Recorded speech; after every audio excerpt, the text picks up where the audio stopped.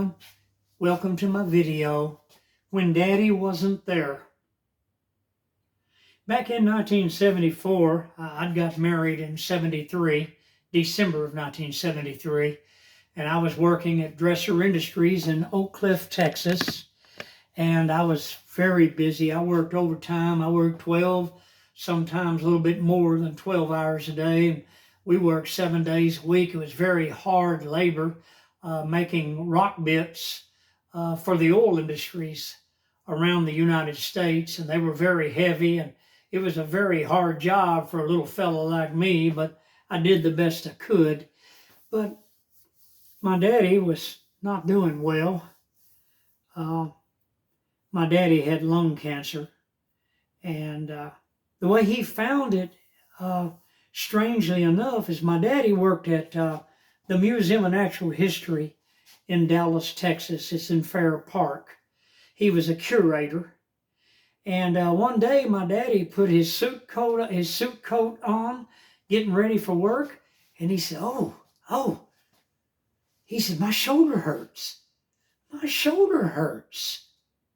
So he had to take his suit coat off, and he tried to put it back on. It hurt so bad, he couldn't go to work. He had to go to a doctor, and they x-rayed that area, and they come in there and told him, you've got to see a cancer specialist immediately, sir. Well, to make a long story short, the cancer was all through my dad's body, and my dad actually threw up his entire stomach lining because they hit my daddy with radiation and everything. And I don't mean to gross any of you out. I'm sorry if that upset you in any way, but there's things that happen with cancer patients that are literally the most horriblest things. The only thing that I can really compare them to or liken them to is the things that went on in Auschwitz concentration camp in World War II when the Germans were murdering the Jews. And these medical doctors, they use radiation on people when they do know that it does not work. People, I have quite a lot to say about the American Medical Association. My wife was murdered by doctors. She had non-Hodgkin's lymphoma, and they literally murdered my wife on prednisone.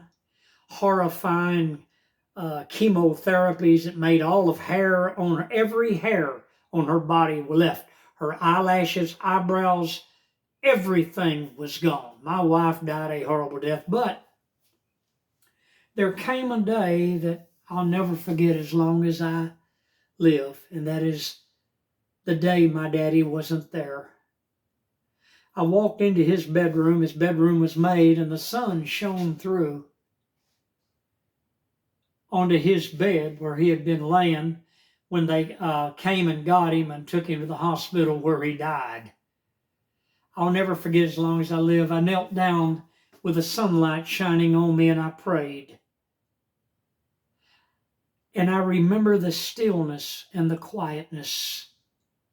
I shall never forget it as long as I live, when Daddy wasn't there. Hit the like button, subscribe. I'll see you on the next video.